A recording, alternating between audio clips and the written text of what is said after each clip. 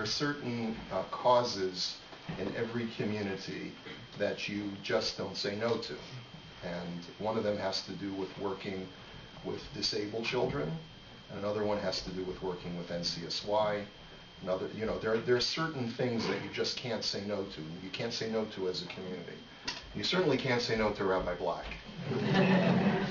She does.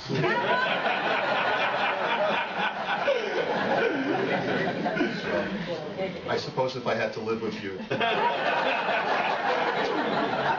would eventually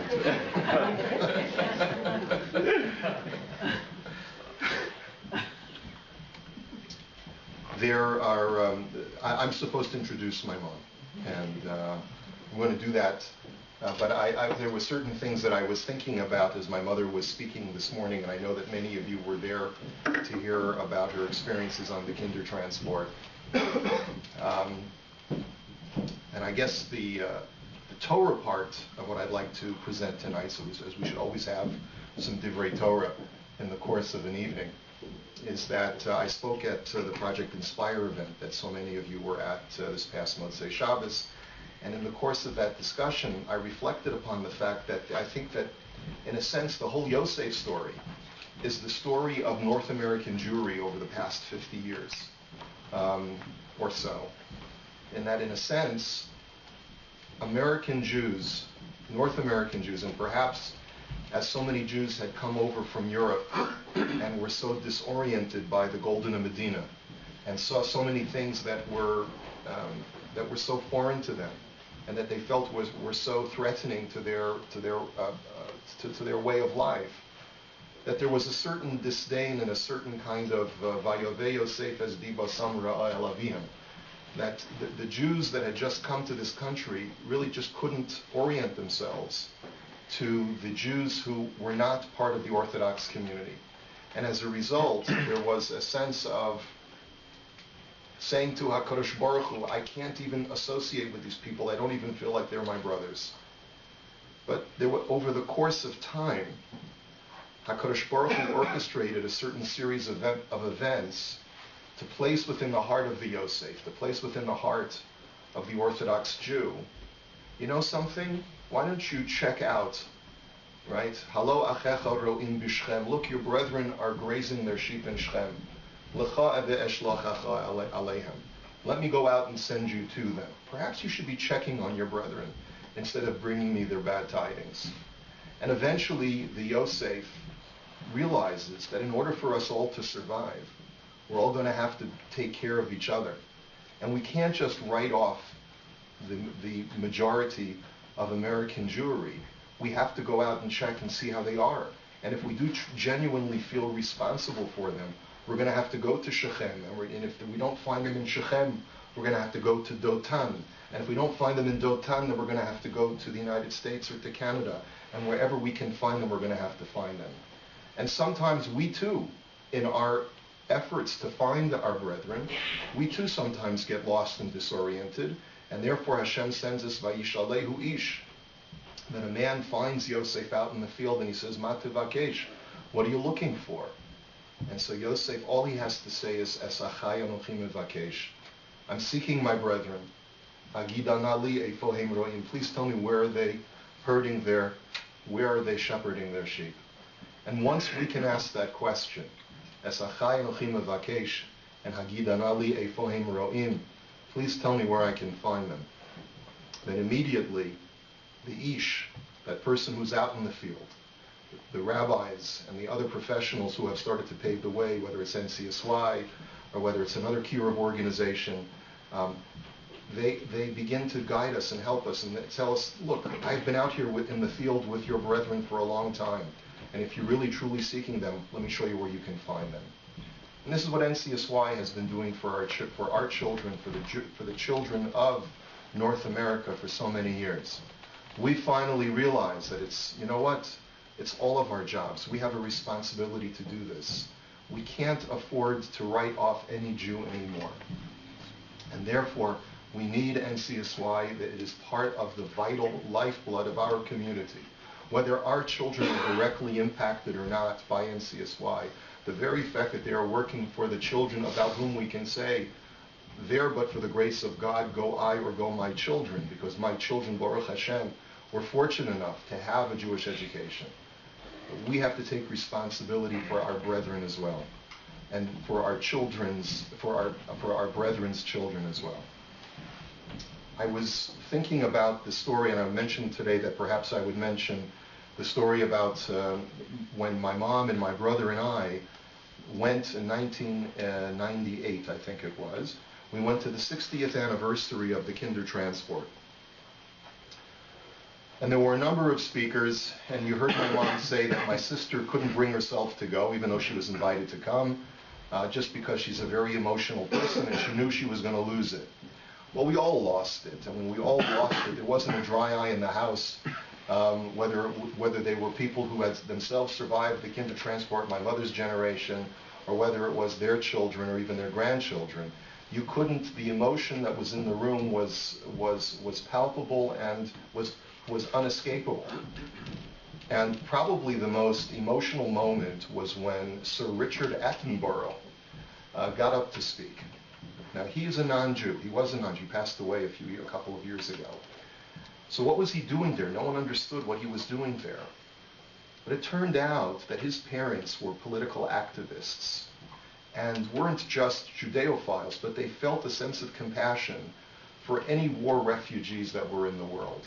They had gotten involved in another war in Spain and had taken and had been very, very active. And then when World War II broke out and they heard about this thing called the Kindertransport, and by the way, there's articles online about Sir Richard Attenborough and the Kindertransport. He said that his parents called him and his brothers in one day, and they said, you know, we have an opportunity to take these two Jewish girls. Their names are Helga and Irene, and they don't have any family that they can go to. And we've been asked as British citizens to be able to take them in. And it's really up to you boys to make that decision, because we don't want to impose upon you, but there's something very important that you're going to need to know.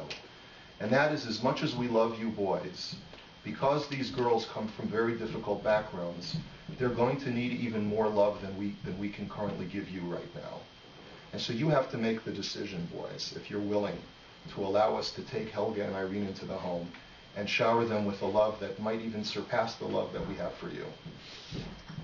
And he says that was a very heavy choice that his brothers had to make, but it was easy nonetheless. And they welcomed Helga and Irene, these two Jewish German girls, and they watched them grow up. They grew up in their home, and Helga and Irene eventually went to America as they became adults, and they became successful and eventually got married and now live in the United States. And Richard Attenborough, who's a very famous and accomplished person, was shedding tears uncontrollably, talking about how this was probably one of the most significant events of his lifetime, being able to take care of someone else's children who didn't have someone that could take care of them.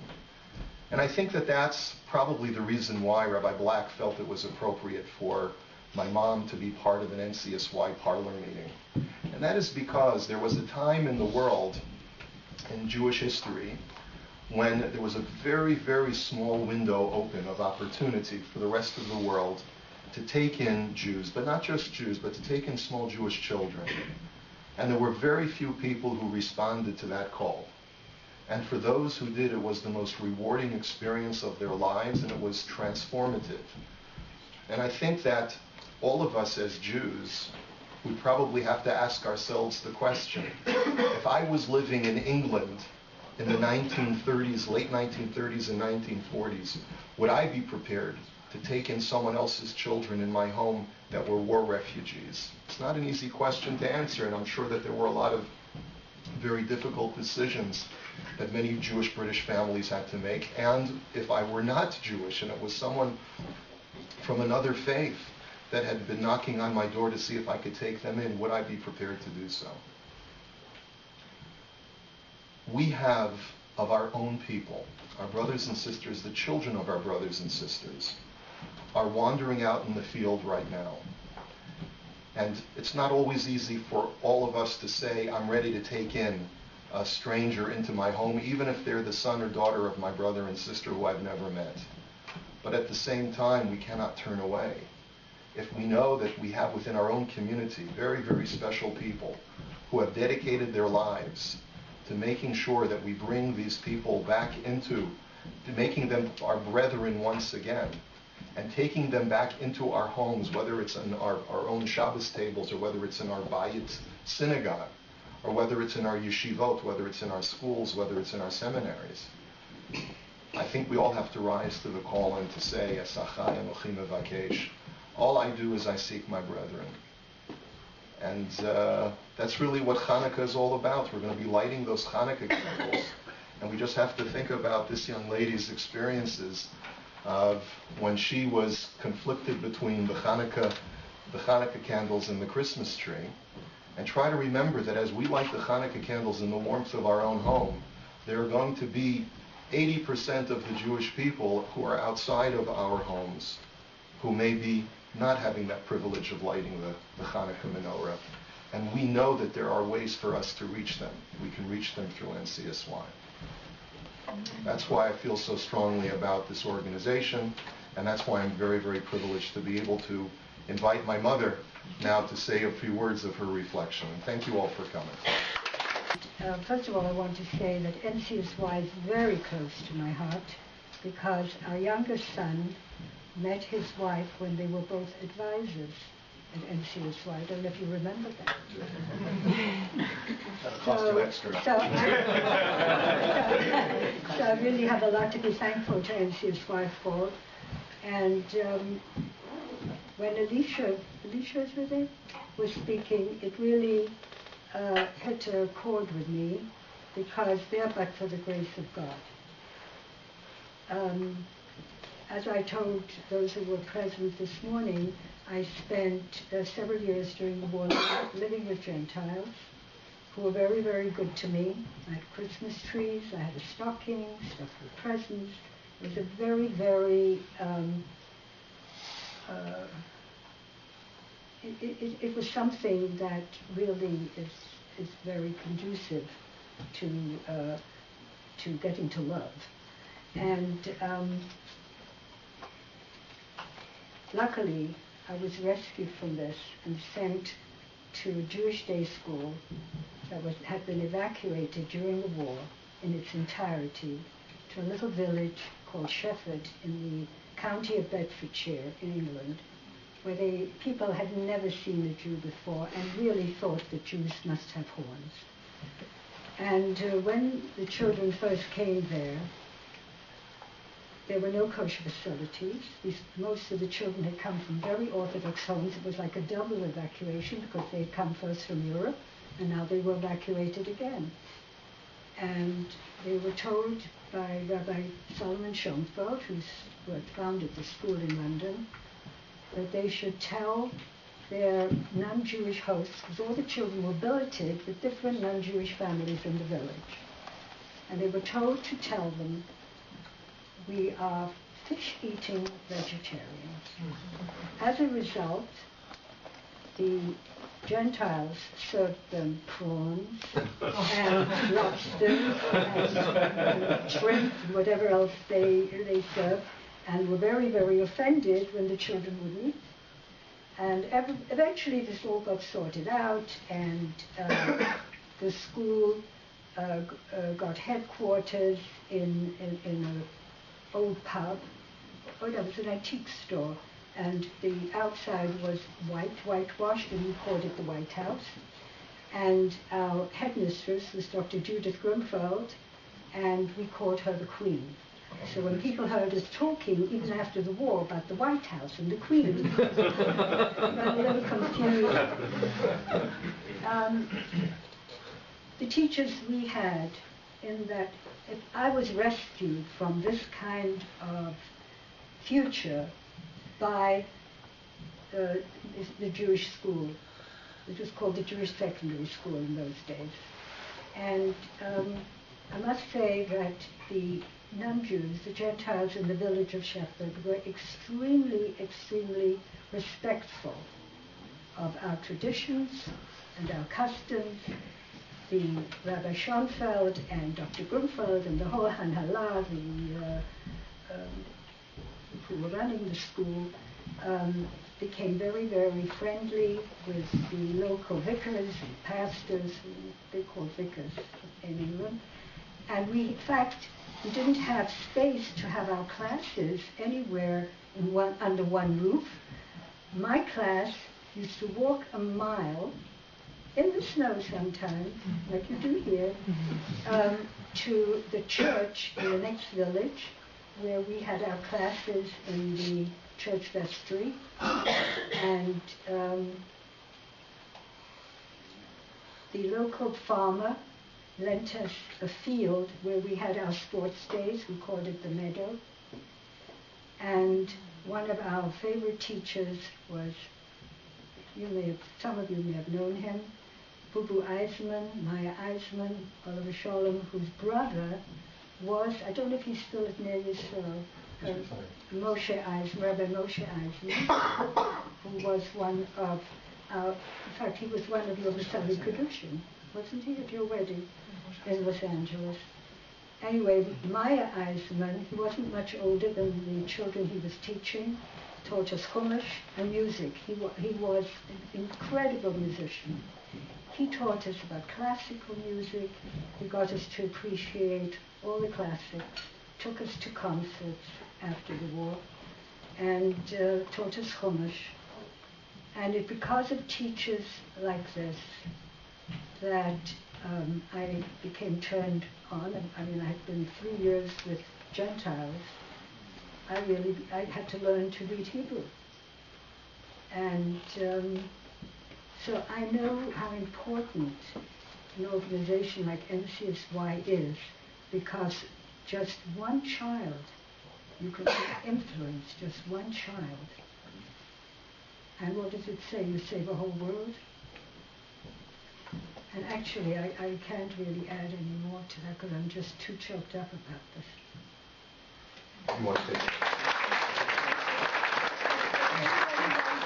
have any more questions about my experiences on the Kingdom transport? No, thanks. My hand is shaking. If anybody has any more questions, because I didn't really touch upon the Kinder transport experience, because I thought I had gone over that this morning in depth, and most of you were there, many of you anyway. This Rabbi Solomon Schoenfeld, who saved my life literally and religiously, I really can't say anymore. You'll have to go buy the book.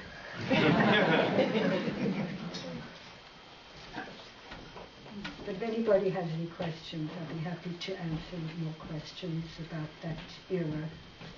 It was interesting times. What made you decide on the title? Oh, well, yeah, people asked me that this morning. So there's a Yiddish saying. Do you understand Yiddish? Yes. Nimm de Fies auf de Pleitzes and entläuft. Take your feet over your shoulders and run away. So when Rabbi Schoenfeld met me for the first time, and I met him for the first time as a 6-year-old on the ship after the train landed in Holland, and then we took a ship to England. He asked me, do I speak Yiddish? And I said, yes. He said, say something. And that's the only thing I could think of saying. I was a very fresh child. And that's what and every time I saw him after that, he was a man with a prodigious memory. He remembered everybody's name, every child's name. There were 1,000 children, minimum, that he had rescued. He remembered everybody's name. He used to ask me about my sister, my brother, by name. And he remembered that I had said that to him. And he always reminded me of that with great pleasure. He was 26 years old when he first brought children out of Europe. And his mother he was not married. His mother had gone on vacation. He had to show the British government that he had a place for all these children. So he and other people cleared out their homes of all the furniture and lined it with beds. And when his mother came home from her vacation, and she had gone to Switzerland, it was just before the war, it was in 38. Oh, well, it was in 39, the war didn't break out till September. She had a little bit of a surprise. She found her house taken over by Beds and refugees. And that was Rabbi Schoenfeld.